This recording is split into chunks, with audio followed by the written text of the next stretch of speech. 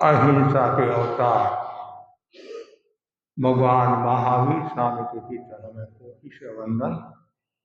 युग प्रदान आचार्य श्री महासमुद्र के चरणों में कोटि से वंदन। युग प्रदान आचार्य श्री महासमुद्र के चरणों में कोटि से वंदन। मुनिवृंद, उपस्थित धर्म प्रेमी भाई और बहनों, व्रत सप्ताह के अंतर्गत आज का विषय है अचौर्य व्रत के अभिनव लाभ। अचौर्य व्रत के अभिनव लाभ।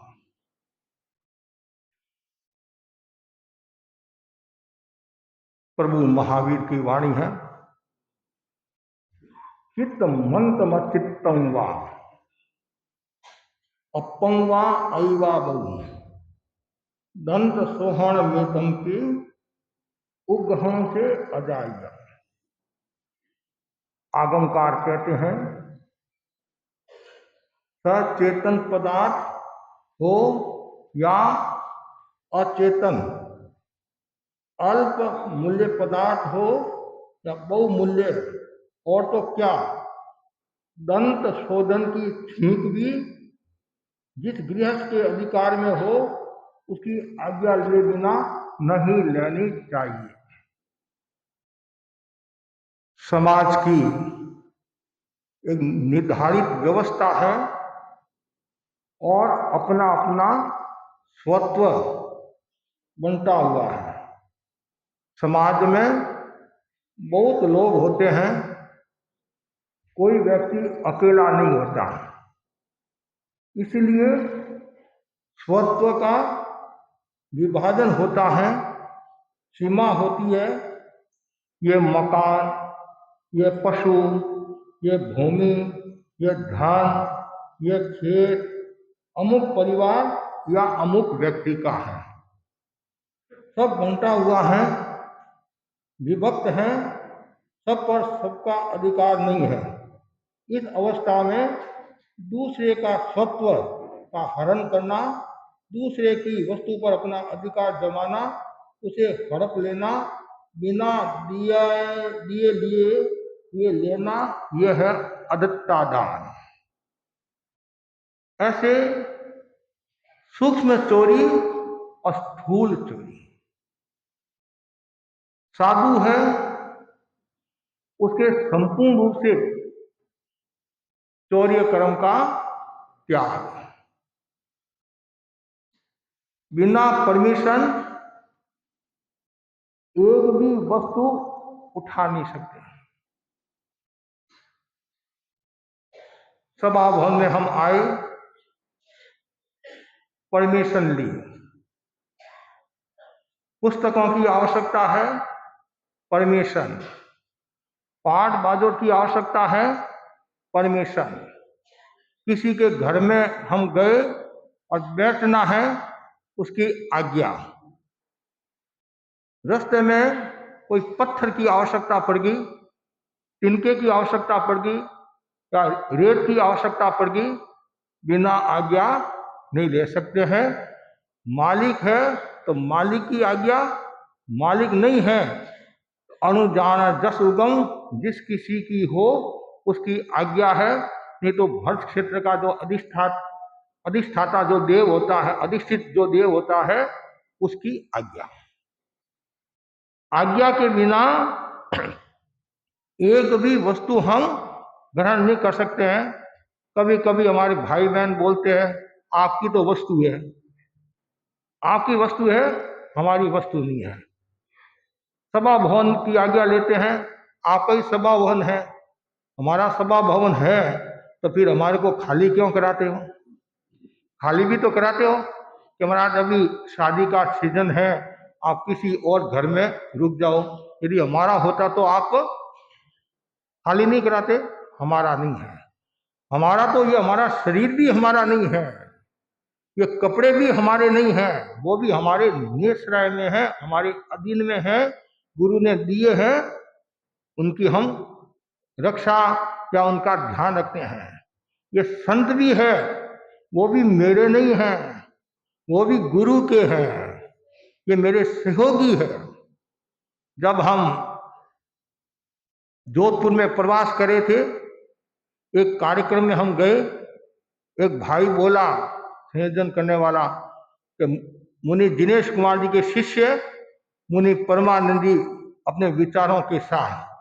मैंने कहा भाई मेरा शिष्य नहीं, मैं खुद ही शिष्य हूं, ये हमारे सहयोगी है, सहयोगी है।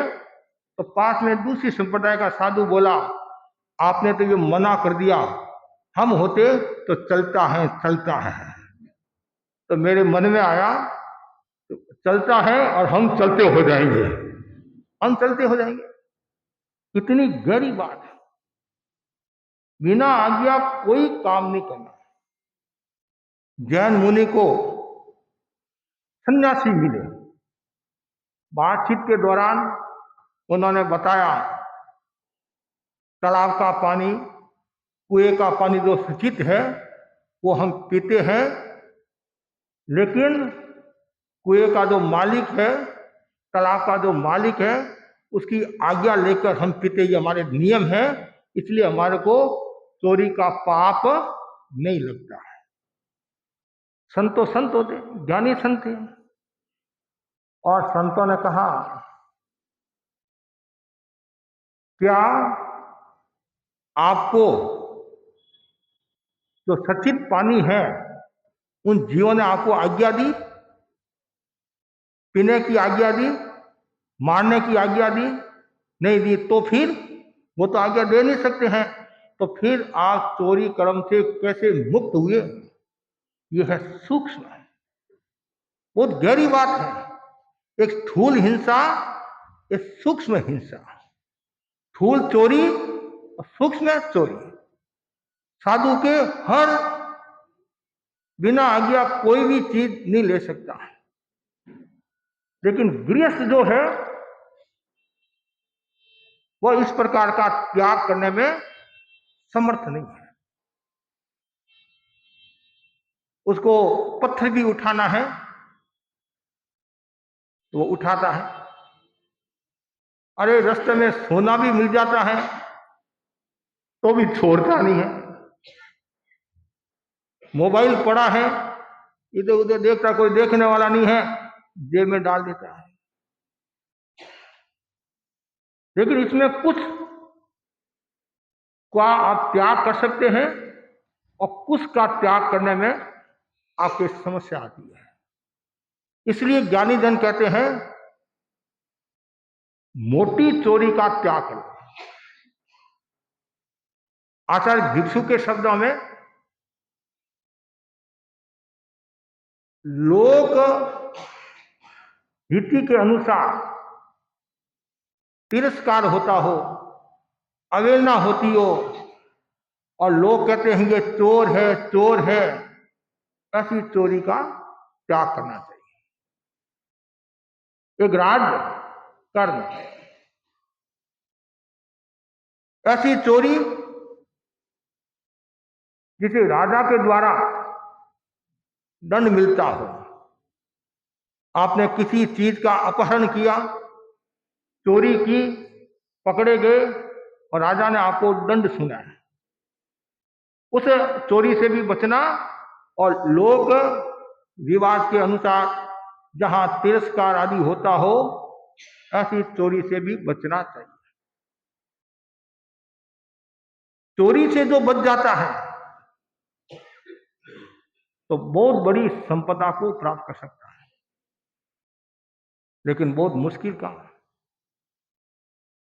चोरी कर्म 7 जो व्यसन बताए हैं उनमें एक व्यसन चोरी भी है। चोरी करना बहुत बड़ा अपराध है। आप किसी की चीज हड़पते हो, उठाते हो, सामने वाले व्यक्ति को कितना दर्द होता, कितनी पीड़ा होती, कितना कष्ट होता है।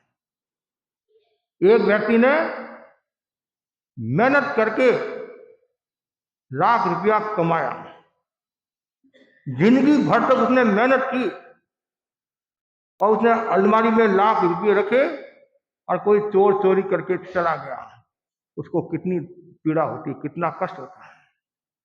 और कभी कभी वो इतना निराश हो जाता है, इतना हताश हो जाता है और इतना तनाव डिप्रेशन में आ जाता है, मृत्यु को भी प्राप्त हो जाता है। ऐसा क्यों कर्म करें? अपने सुख के खातिर दूसरों के सुखों का हनन करना कभी शांति मिलने वाली नहीं है, समाधि मिलने वाली नहीं है। कभी कहते नहीं, चोरी का माल आया तो वापिस वैसे ही जाएगा। जिसके घर में चोरी का माल है, बेईमानी का माल है, तो मेरी व्यक्तिगत धारणा यह है, और ज्ञानी जन भी फरमाते हैं, उसके घर में कभी शांति नहीं रहेगी, अवसाद में रहेगा, असमाधि में रहेगा। सबसे पहले उसको खुद को खतरा रहेगा, ये चोरी का माल है, चोरी का माल है, मैं कभी पकड़ा जा सकता हूं, ये हो सकता है, वो हो सकता है। ऐसा क्यों करें? क्यों तो अंधा नृत्य दोने जिम्मा में। अंधे आदमी को यदि आपने निमंत्रण दिया भोजन का, तो साथ में दूसरा और आएगा। तो ऐसा कभी कार्य नहीं करना। कम से कम ऐसी चोरी नहीं करना जिससे देशद्रोह का पाप लगता हो, घर में अशांति होती हो और समाज में अवहेलना होती हो। इसलिए बताया गया है अदत्ता दान। जैसे अतिचार, पहले वर्ष के भी अतिचार है, दूसरे वर्ष के भी है, तीसरे वर्ष के भी है, तो वैसे ही अदत्ता दान के बारे में भी बताया गया है और इनको समझना चाहिए। और सबके 5 संभव से सूत्र है। उसमें पहला है, चोर द्वारा चुराई गई वस्तु को लेना। कुछ लोग ऐसे होते हैं, चोर चोरी करके आता है, सोने का धंधा है, चांदी का धंधा है, और सोना वाला सोना के पास जाएगा, चांदी वाला चांदी वाले के पास जाएगा, और आपको पता है ये चोरी का माल है। आपको ये कैसे पता चलता है? जो सस्ते में बेचता है तो कहीं न कहीं राज है, बाकी तो ज्ञानी जाने। कभी कभी व्यवस्था से भी बेचना पड़ता है, मजबूरी में भी बेचना पड़ता है, आवश्यकता होती है तो लाख का 50,000 में भी कभी कभी माल बेचना पड़ता है। लेकिन उसको पता है, उसके रहन सहन से, बातचीत से, ढंग से उसको पता है, तो वो भी एक चोरी है। अर्थात चोर द्वारा चोरी हुई वस्तु लेना, इससे बचना चाहिए। दूसरा है, चोर को चोरी करने में सहयोग देना, बहुत बड़ी बात है। कुछ कहते हैं मैं तो चोरी नहीं करता हूं, और पड़ोसी के साथ में आपका संबंध अच्छे नहीं है, पड़ोसी को पानी पिलाना है, उसको नीचे दिखाना है, मैं यदि चोरी करूंगा तो अच्छा नहीं लगता है, पड़ोसी है और तू ऐसा कर, चोरी कर, मैं तुम्हारा सहयोग करता हूं। कभी कभी पैसा की आवश्यकता होती है, मैं तुम्हारे को पैसा दे दूंगा। कभी कोई पुलिस की ऐसी कोई समस्या आ गई तो मैं तुम्हारा सहयोग करूंगा। ये भी बहुत बड़ा दोष है, चोर को चोरी करने में सहयोग करना। तीसरा है, राज्य निषिद्ध वस्तुओं का आयात निर्यात करना, जो राज्य ने मना कर दिया, जैसे तस्करी आदि करते हैं। पुराने समय में बताया जाता है सोने की तस्करी खूब होती है, आज भी होते, सोने के बिस्कुट आते हैं, चांदी के, और भी आजकल तो और भी न जाने क्या क्या। कभी कभी आश्चर्य होता है, मछली की ट्रक जा रही है, अब कौन शंका करे, उसमें भी माल डालकर, या कुछ ऐसी चीजें हैं, कचरा कचरा जो पेटी होती कचरा, या ये जो नगर पालिका के द्वारा जो कचरा फेंका जाता है, वही कचरा फेंकने के लिए जाता है, उसमें भी कुछ न कुछ अंदर माल डालकर पार करा देते हैं, और ये सब चोरी करना है, इससे बचना चाहिए। और आप यदि ऐसा कार्य करते हैं, राज्य विरुद्ध कार्य करते हैं, देश विरुद्ध कार्य करते हैं, तो आप पकड़े गए तो कभी कभी तो ऐसा होता है आजीवन कारावास आपका। और उसमें भी ऐसा भी होता है, मशीन होती है पैसा छापने की, तो मशीन होती है, वो भी कुछ ऐसे लोग करते हैं, तो परिणाम क्या आता है? 100 दिन सोनार की तो 1 दिन लुहार की। कभी न कभी तो पकड़े जाओगे, अब पकड़े गए तो सारा माल माल तो गया और मार और पड़ेगी। तो ये सावधानी रखने की बात है। और बहनों को भी कहना चाहूंगा, यदि आपको ऐसा पता चल जाए मेरा पति ऐसा करा है, मेरा बेटा ऐसा करा है, मेरे ससुर जी करे हैं, मेरे दादा पापा ऐसा करे हैं, तो उनको समझाना चाहिए कि ऐसा धन हमारे घर में नहीं आना चाहिए। ऐसा धन किस काम का? जिससे घर में कलह का वातावरण निर्मित होता हो, घर में अशांति होती हो, घर में दुख का माहौल होता हो और तांडव दुख का तांडव छाया हुआ हो, ऐसा काम का नहीं है। और उसके बाद में झूठा तोल माप करना, यह भी बहुत होता है। झूठा तोल माप यह भी चोरी है। आप बताते क्या हो, देते क्या हो, मिलावट, अनुव्रत का भी एक नियम है, मिलावट नहीं करना। और मिलावट करने से कितना नुकसान होता है। आप मिलावट करते हो और पैसा आपने कमाया, आप बहुत राजी हो गए, और कल किसी ने ग्लूकोज में मिलावट की और वो ग्लूकोज आपके चढ़ाया गया और भाग दौड़ से कोई दुर्घटना घट गई, आप गालियां देते कि नहीं देते? तो वो ऐसा है, बेईमानी है, करता वो करता है। और अपनी छाती पर हाथ रखकर देखो मैं क्या कर रहा हूं। आप दूसरों से आशा रखते मिलावट नहीं करनी चाहिए और खुद मिलावट करे हैं तब कोई बात नहीं, लेकिन ये गलत तो गलती है। ये मिलावट से शरीर पर कितना असर आता है, कितना असर आता है मिलावट से। शरीर खराब, मन खराब, और रोग हो गया, कितना खर्चा और बढ़ जाता है। इसलिए ये झूठा तोल माप, जैसे कपड़ा, और 4 मीटर कपड़ा देना है तो 3 मीटर दे दिया, 2.5 मीटर दे दिया। और कभी ऐसा भी होता है 1 मीटर कपड़ा दिया और 4 हाथ 4 मीटर का पैसा ले लेते हैं, ऐसा भी होता है। और ब्याज में भी ऐसा होता है, मतलब जनवरी फरवरी टेम्परेरी मार्च अप्रैल, एक इधर का एक उधर का। अब बेचारा ग्रामीण लोग क्या समझते थे पहले, ये सब शोषण है, ये सब बेईमानी है, अप्रामाणिकता है, धोखाधड़ी है, ये झूठा तोल माप करना, ये सब आत्मा को नुकसान पहुंचाने वाले हैं और आत्मा को अधोगति की ओर ले जाने वाले होते हैं। इसलिए तिरंज गति में कौन पैदा होता है? तो झूठा तोल माप करता है और तिरंज गति में पैदा होता है। ऐसी भी घटनाएं, घटित घटनाएं भी हमारे सामने आती है। इसलिए बहुत सावधानी रखना चाहिए और झूठा तोल माप से बचना चाहिए। और जो झूठा तोल माप से बच जाता है वो सुखी रहता है, और जो बेईमानी करके ऐसा काम करता है तो मुश्किल हो जाता है। कभी सगाई सपन होता नहीं, सगाई सपन, और भाई ये हमारी लड़की है, ये हमारा लड़का है, देखो साहब मेरा जो लड़का है नहीं वो कितना होशियार है, एक पैर पर साधना करता है। क्या? एक पैर पर साधना करता है, एक पैर पर साधना करता है।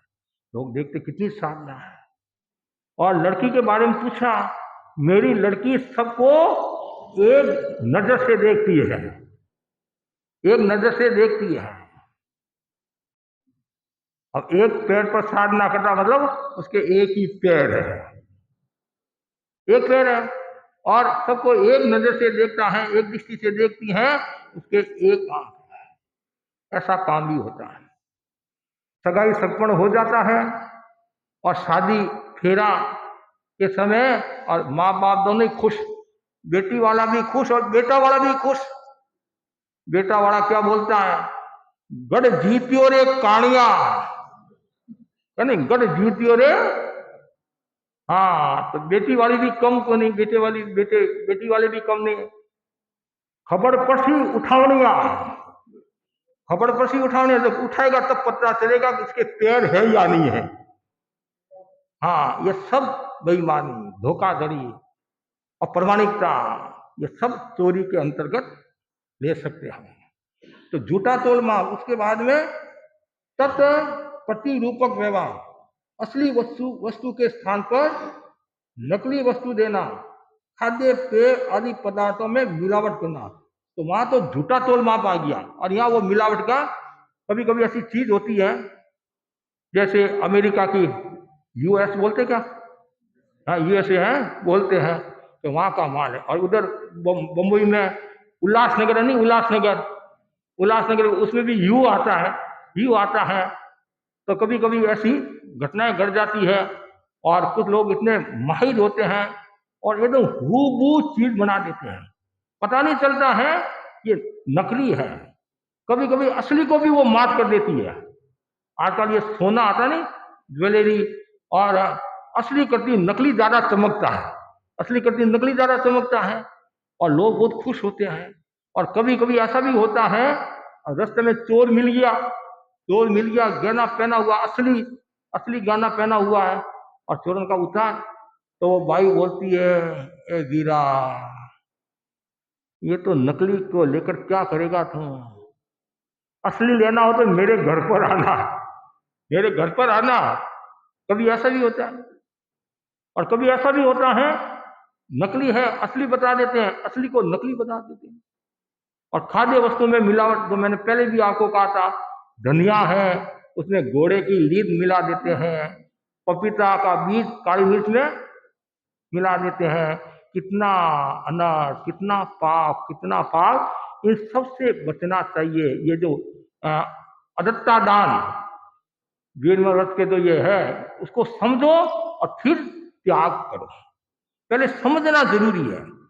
और ये तो सबको नियम ले लेना चाहिए कि मैं बिना परमिशन कोई भी चीज नहीं उठाऊंगा। ऐसे तो सामान्य ठीक है, कोई बड़ी ऐसे घर में है तो ये तो सबको। अब खाने पीने की चीज में तो कभी कभी समस्या आती है।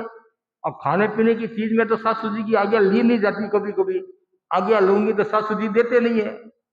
कभी कभी हमारी बहने भाई बच्चे आते, महाराज बचपन में हमने बिस्कुट खाया या मतलब बिना आज्ञा चोरी कर ली, ये कर लिया, वो कर लिया, अब हमारे को प्रायश्चित दो, शुद्ध हमारे को बना दो। अच्छी बात है, यदि ये मन में ये भावना आना भी बहुत बड़ी बात है। नहीं तो कभी कभी आदमी को भी मार देता है तो भी मन में भावना नहीं आती है, मन में भावना नहीं आती है। लेकिन यदि आपसे चोरी कर्म हुआ है और तो उसका प्रायश्चित करना चाहिए। और दूसरी बात यह है, मोटे रूप में स्थूल चोरी का त्याग कर लेना चाहिए, त्याग कर लेना चाहिए। तो ये जो 5 बातें बताई है मैंने अभी, इन पर सबको ध्यान देना चाहिए। और जो सूक्ष्म है उनमें भी सावधानी रखनी चाहिए। और जो ऐसा कहा जाता है तो तेरे रूप तेरे, मतलब तब की चोरी करना, कभी कभी तब की भी चोरी कर लेते हैं। और तपस्वी है कोई और अपना खुद का नाम, जैसे कोई आए उदाहरण के लिए कि हमारा तपस्वी संत कहाँ है, हम 3 संत हैं, 5 संत हैं या 5 साधियां हैं, तपस्वी संत कहाँ है? हम भी तो तपस्वी है। तपोधन आता नहीं, 5 पद की वंदना में 5 पद में आता नहीं तपोधन, हम भी तो तपस्वी है। बात सही है सर। वो जिस उद्देश्य के साथ पूछ रहा है वो उद्देश्य उसका सफल नहीं हुआ और आपने माया कर दी, ये कर दिया, तो ये भी पाप है। रूप की भी चोरी होती है, आदि होती है। तो ऐसा कहा जाता है साहित्य की भी चोरी होती है।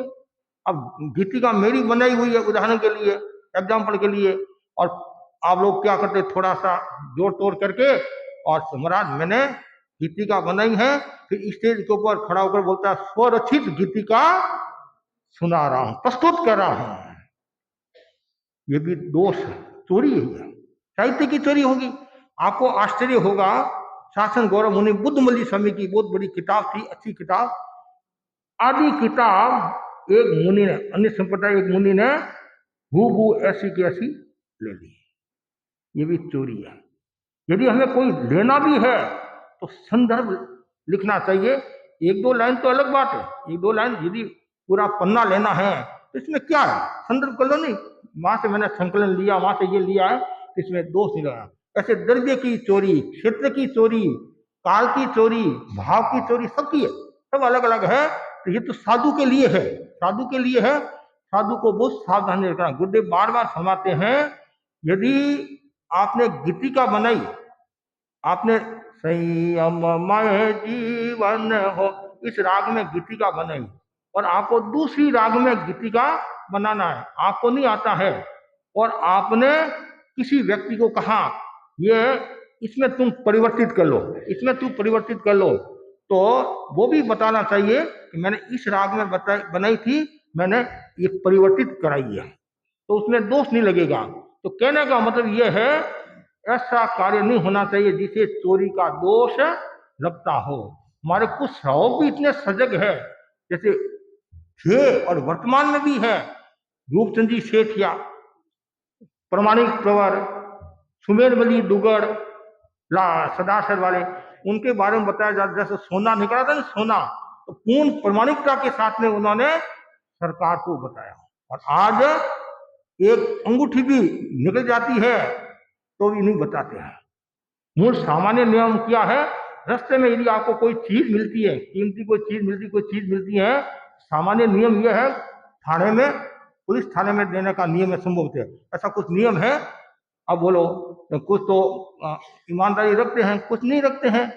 तो रूपचंद जी सेठिया के कपड़े की दुकान थी, एक ग्राहक आया और सेठ उस समय दुकान पर नहीं थे, तो मुनीम ने बातचीत की, और वो कह मैं तो इतना ही पैसा दूंगा, इतना ही पैसा दूंगा, इतना ही पैसा दूंगा, वो कह मैं इतना नहीं लूंगा।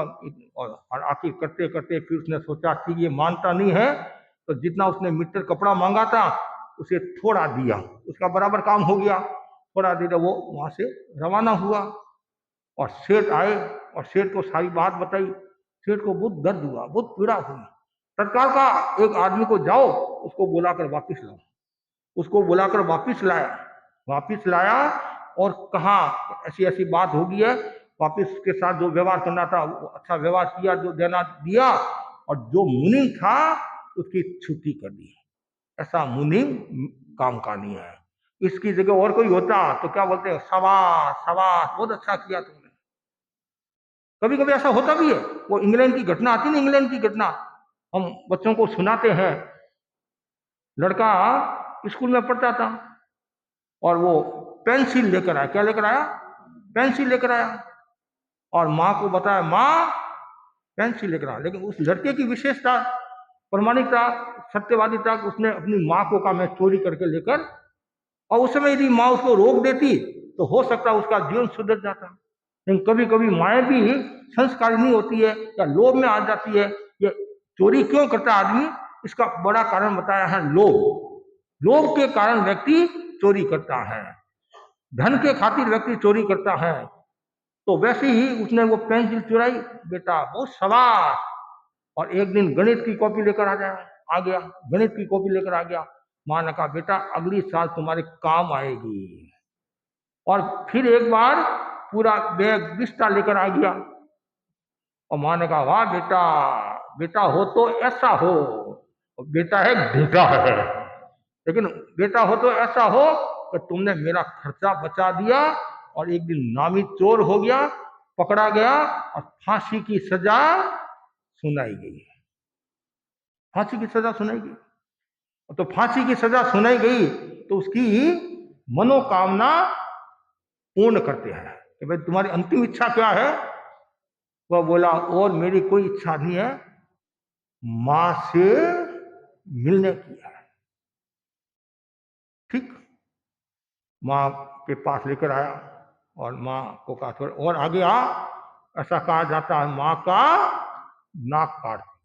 अरे ये क्या करा कि मैं मेरी माँ को शिक्षा दे रहा हूं, माँ को कह रहा हूं मेरे साथ तो जो हुआ वो तो हो गया, मेरे छोटे भाई को मत बिगाड़ना और उसकी ऐसी गति न हो, इसलिए मैं तुम्हारे को ये प्रेरणा दे रहा हूं या शिक्षा कुछ भी समझो दे रहा हूं। कितनी गहरी बात। कभी कभी क्या होता है, माँ बाप भी कोई बच्चा चोरी करके आता है, प्रश्रय दे देते हैं कि कोई बात, छोटा बच्चा खास वाले, वो आज वो छोटा है, छोटी चोरी की है, कल वो बड़ी चोरी करके आ जाएगा। तो वो फिर ऐसी घटनाएं घटती है तो फिर मानवीय व्यवहार नहीं रहता है, मानवता नहीं रहती है, उसके भीतर में दानवता और शैतानपना आ जाता है। अब जो चोरी का त्याग करता है उसका अभिनव लाभ होता है। गांव में संत पधारे और एक व्यक्ति व्याख्यान सुनने के लिए आया। उसने व्याख्यान सुना और संतों ने प्रेरणा दी कि भाई कोई न कोई त्याग करो। वो बोला महाराज ठीक है, आप इतनी प्रेरणा है, आज से मैं बिना आज्ञा कोई वस्तु नहीं लूंगा, बिना आज्ञा कोई वस्तु नहीं लूंगा। बहुत बड़ी बात है।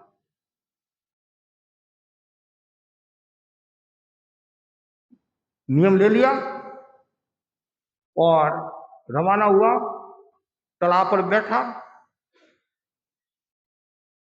भोजन किया, निवृत्त हुआ। उसके बाद में हाथ धो रहा था, मिट्टी खोदकर, मिट्टी लेकर हाथ खोद धो रहा था, और इतने में जैसी मिट्टी को खोदा तो सोने का कलश निकला। उसमें सोने की मोहरें थी, तो बोलते मोहरें थी। अब उसमें और कोई होता तो मन ललचा जाता। बोला नहीं, मेरे त्याग है, मेरे त्याग है। तो उसने क्या किया, उस पर मिट्टी दे दी और वापिस घर आया। अब पत्नी को कहा, पत्नी ने दो चार बातें सुनाई। मेरा मूर्ख गधा कहीं का, इतनी अकल नहीं, लेकर आ जाता, दरिद्रता मिट जाती, प्रायश्चित ले लेता, शुद्ध हो जाता। ये सारी बातें वो बता रहा है, वो सुन रहा, वापिस जवाब भी सुन रहा है। योग से चोर आए हुए थे चोरी करने के लिए, तो वो सब बातें सुन रहे थे कि तालाब के पास में वो मिट्टी खोद रहा था और सोने का कलश निकला और मिट्टी देकर वापिस आ गया हुआ। चलो ये तो सहज ही माल मिल जाएगा, मालो माल हो जाएंगे, चोरी करना ही नहीं पड़ेगा। वहां गए, मिट्टी को खोदा, कलश निकला, अंदर हाथ डाले और बिच्छू ने डंक मारा। क्या मारा? बिच्छू ने डंक मारा। अब बिच्छू का डंक भी खतरनाक होता, और दो चार डंक मारते तब तो। और आया गुस्सा, नालायक, हमारे साथ में धोखाधड़ी की है, बेईमानी की है, इसको पानी पिलाना चाहिए।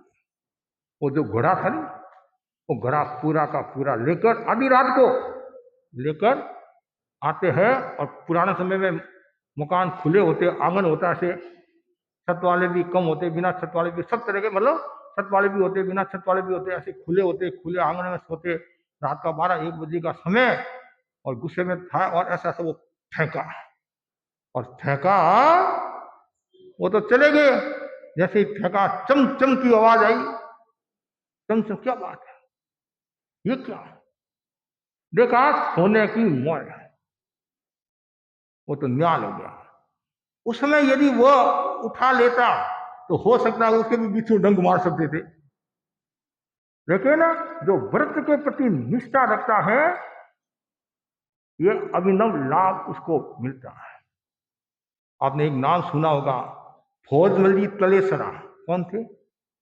नाथा द्वारा के थे, जयाचार्य के प्रमुख श्रावकों में एक श्रावक थे, और वर्षों तक सह्यातर का लाभ उनको मिला। वर्षों तक सह्यातर का लाभ, वहां खूब चातुर्मास हुए उनकी हवेली में। फौज मंजीत तलेसरा नाथ द्वारा के सेवाभावी थे, समझदार थे, चिंतनशील भी थे, लाडनू सेवा में आए हुए थे, सेवा करे हैं। एक दिन बाहर, पुराने समय तो बाहर ही भूमिका जाते थे, पंचायत समिति मतलब लैट्रिन बाहर जाते थे, और वहां गए, और पुराने समय वहां तो मिट्टी, वो रेत, पीली रेत, और वो लोटा मांज रहे। पुराने समय वो परंपरा थी। आजकल तो साबुन से, पाउडर से धो लेते हैं, आज तो रूप दूसरा हो गया। और मांजते क्या होता है, सोने का कलश निकला, और उन्होंने लिया नहीं, उनके व्रत था, उनके नियम था, दूसरों की वस्तु को मुझे लेना नहीं। रवाना हुए, आवाज आई, ले ले ले ले ले ले, तुम्हारा ही है, तुम्हारा ही है। यदि मेरा होगा तो मुझे मेरे घर में मिलेगा, मेरा होगा तो मुझे मेरे घर में मिलेगा। और ऐसे यदि मैं ले लूंगा तो और कोई देखता नहीं देखता, आत्मा तो देखती है, भगवान तो देखती है। पाप छिपाया ना छिपे, छिपे तो मोटा भाग, दाबी दुबी ना रही, रुई लपेटी आग। तत्काल रवाना हो गए आगे। उन्होंने कलश नहीं लिया। कालांतर में घर पहुंचे और वहां कलश तैयार था। कलश तैयार था। जो नियम के प्रति आस्था, मूल तो चोरी की बात चल रही है कि मैं बिना आज्ञा, बिना परमिशन वस्तु नहीं लूंगा। और वहां तो इतना कह दिया ये तेरी है, कुछ भी हो, मेरी होगी तो मेरे घर में आ जाएगी। ये हमेशा भावना रखना कि मैं ऐसा कभी भी चोरी कर्म नहीं करूंगा। और आपको आश्चर्य होगा कि जो व्यक्ति चोरी आदि का प्रत्याख्यान करता है वो प्रामाणिक प्रवृत्त कहलाता है, नैतिक व्यक्ति कहलाता है। और उसका तेज एक अलग ही होता है। आचार्य महासमंद जी एक घटना फरमाते हैं, सौराष्ट्र की घटना। कहाँ की घटना है? सौराष्ट्र की घटना है। और सौराष्ट्र में यह घटना विक्रम संवत 1740 की, विक्रम संवत 1740 की घटना है। और सौराष्ट्र में भयानक दुर्भिक्ष पड़ गया। कभी कभी होता है छपने की काल, कहते नहीं पाछीमती आदि, छपने की जो काल कितना गजब का था। और मेवाड़ के लोगों के बारे में बताया जाता है, बड़े महाराज मोहनलाल जी स्वामी फरमाते थे, ऐसी नौबत आ गई, रोटी की समस्या। और गाय पशु भी लकड़ी खाते थे, लकड़ी, कांटा वाली लकड़ी, ऐसे पेट भरते थे। और यहां तक सुना हमने कि लकड़ी पीस कर और आटा ऐसे मिलाकर रोटी बनाकर खाते थे, ऐसा भी मैंने सुना। मतलब इतनी नौबत और दुर्भिक्ष पड़ता है तो गाय पशु कितने जाते हैं, लोग भी जाते हैं, अनर्थ हो जाता है। एक साल यदि बरसात नहीं होती है तो हाहाकार मच जाता है। पानी की समस्या, अनाज की समस्या, फिर लूटपाट शुरू हो जाती है। आदमी चोरी क्यों करता है? एक तो लोभ के कारण करता है, दूसरा जो बड़ा कारण बताया है अभाव। अभाव में स्वाभाविक करता है। अब पड़ोसी के घर में वो माल देखता है, पड़ोसी के घर में सुबह नाश्ता में माल देखता है, दोपहर में माल देखता है, तो उसके घर पर कुछ नहीं है तो उसके मन में वो भावना आती है। और कुछ तो समझदार होते कि भाई हमने कर्म ऐसे किए हैं, जैसा हमने कर्म किया वैसा हमें भोगना पड़ेगा। और कुछ लोग चोरी के लिए मजबूर भी हो जाते हैं, मजबूर होते हैं। तो वैसे ही वो इतना दुर्भिक्ष काल पड़ा, सब दुखी हो गए। राजा ने यज्ञ करवाया, सब कुछ करवाया, लेकिन कोई असर नहीं आया। एक व्यक्ति ने सुझाव दिया, राजन यहाँ एक गोकुल भाई है। कौन? व्यापारी है, प्रामाणिक है, व्यापार में ईमानदारी रखता है, एक पैसा भी उधर उधर नहीं करता है। और यदि गोकुल भाई को कहो कि तू बरसात करा तो वो बरसात करा देगा, उसमें इतनी ताकत है। अब बोलो अब इसके साथ में क्या संबंध? इसका सामान्य देखो तो इसका क्या संबंध है? लेकिन लोगों की आस्था थी, गोकुल भाई है, वो प्रामाणिक है, ईमानदार है और नीतिमान है, कभी धोखाधड़ी नहीं करता है। तो हो सकता है उसके पुण्य प्रताप से यदि वो कहेगा बरसात हो तो बरसात हो जाएगी। कहते हैं राजा ने उसको बुलाया, राजा ने उसको बुलाया और कहा भाई ऐसी स्थिति है।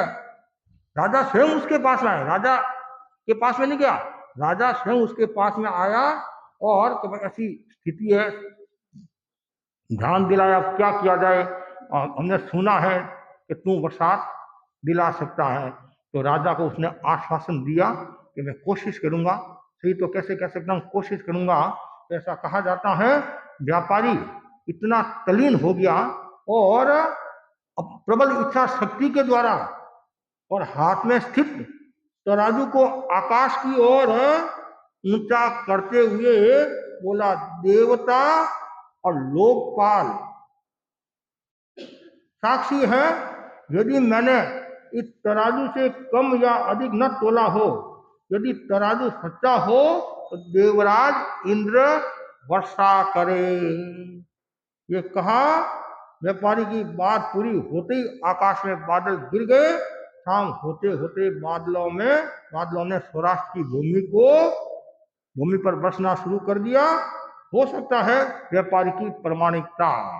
ईमानदारी से देव प्रभावित हो गया और ये काम हो गया। और 18 सूत्र में भी बताया है, अल्पदृष्टि के 3 कारण बताए हैं। उनमें एक है देव, नाग, यक्ष या भूत सम्यक प्रकार से आराधित न होने पर उस देश में समुचित वर्षा में परिणत तथा बरसने ही वाले मेघों का उनके द्वारा अन्य देश में संग्रहण होने से अन्य देश में भी संग्रहण हो सकता है। वो बादल वहां बरसने वाले हैं और वो बादल यहाँ बरस जाते हैं। कभी कभी ऐसा देखते नहीं, एक खेत में बरसात और एक खेत में बरसात नहीं होती है। तो कुल मिलाकर कहने का तात्पर्य यही है कि जो व्यक्ति प्रामाणिक होता है और उसका एक अलग ही प्रभाव होता है। इसलिए कारण धम्मो मंगल मुखितम अहिंसा संयमो तो देवावीतम नमन संति जस धम्मे। हाँ, जो धर्म उत्कृष्ट मंगल है, अहिंसा संयम तब धर्म के लक्षण है। और जिनका मन धर्म में रमा रहता है उसे देवता भी नमस्कार करते हैं। तो जैसे पूज्य प्रवंदक गुड्डे ने फरमाया कि भाई प्रामाणिकता के कारण देवता प्रभावित हो गए हो, उसके कारण ऐसा हो जाता है। और भी कारण बता दिया। तो कुल मिलाकर मैं इतना ही आपको कहना चाहता हूँ कि आप चोरी कर्म से मुक्त बने, स्थूल चोरी का त्याग कर ले। 12 व्रतों की आराधना में ये तीसरा जो व्रत है, अहिंसा व्रत के बारे में बताया, सत्य व्रत के बारे में, ये तीसरा अचौर्य व्रत को समझो और समझकर एक सीमा करके त्याग कर लेना चाहिए, ताकि आपकी आत्मा शुद्ध बने, बुद्ध बने, प्रबुद्ध बने, आगे बढ़ते जाए। और समझना जरूरी है। और साधु के लिए मैंने आपको कहा है, बिना आज्ञा हम कोई परमिशन, बिना कोई काम नहीं कर सकते हैं, कोई चीज उठा नहीं सकते हैं। लेकिन आप इतनी तो ताकत नहीं है, कम से कम स्थूल का मोटे रूप में आपको त्याग कर लेना चाहिए। और ऐसा आप त्याग कर ले कि जिससे आपको तकलीफ ना आए, पीड़ा ना हो, कष्ट ना हो। ये जरूर ध्यान रखे। जैसे भिक्षु स्वामी ने कहा नहीं, लोग भंड और राजभंड, जो बातें मैंने बताई नहीं, लोग भंड और राजभंड, ये 2 शब्द याद रख सकते हैं भिक्षु स्वामी के शब्दों में। लोग भंड, भंड का मतलब भांडे, मारवाड़ी में बोले नहीं कि जिसे भांडे मतलब इसने कोई गलती की तो लोग कहते हैं उसको भांडते, तुमने ऐसा काम किया, ऐसा काम किया। लोग भंड और राजभंड, ये 2 शब्द है, इसको आप समझ ले। मतलब कहना का मतलब जहाँ अवज्ञा हो, तिरस्कार हो, ये चोर है, ऐसा कर्म नहीं करना। और चोरी करके राजा दंड दे, ऐसा भी कोई कार्य नहीं करना चाहिए। इसलिए मैं सबके प्रति आध्यात्मिक मंगल कामना करता हूँ और आप ज्यादा से ज्यादा व्रतों की साधना करें। ओम अरहम।